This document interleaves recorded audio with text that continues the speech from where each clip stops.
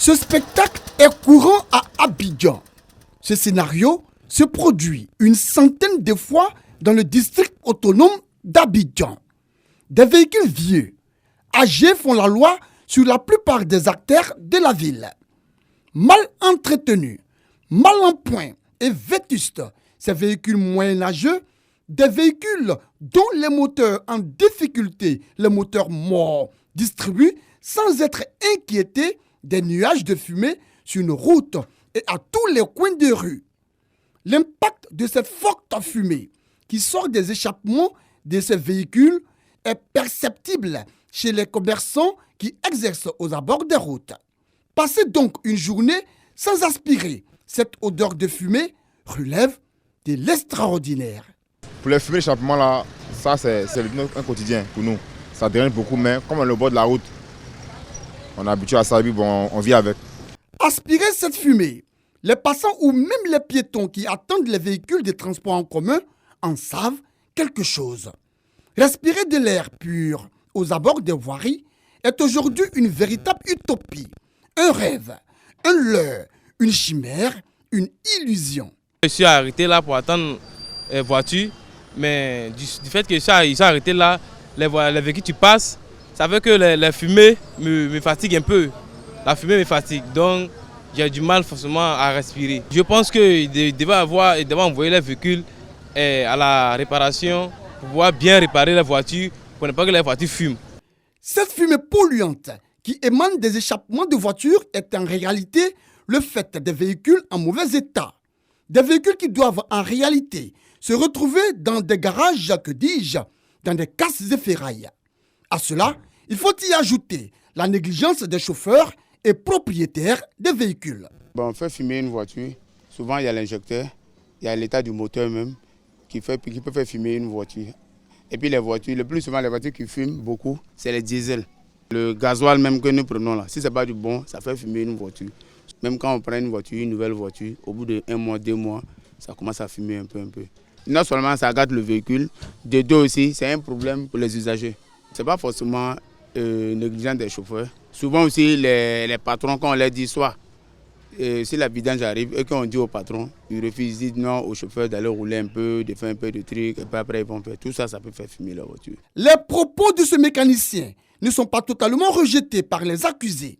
Ces derniers évoquent aussi l'implication des stations-service dans ce processus de pollution volontaire de l'environnement. Ça, c'est pas nous, ça, c'est les patrons, les diloquets.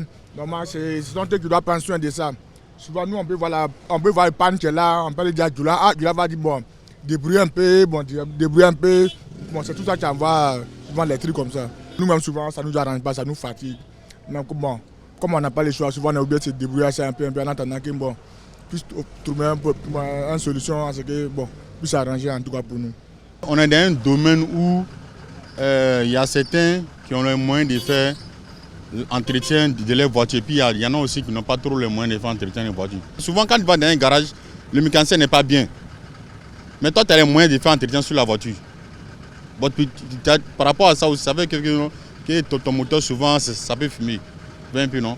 Voilà. Maintenant, le chauffeur aussi, souvent, ça va prendre gasoil de dernier au coin qui n'est pas une station-service. Voilà, donc il y a tout ça dedans aussi.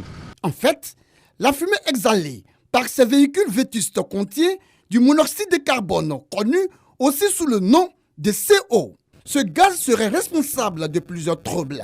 Il peut même causer la mort des personnes intoxiquées.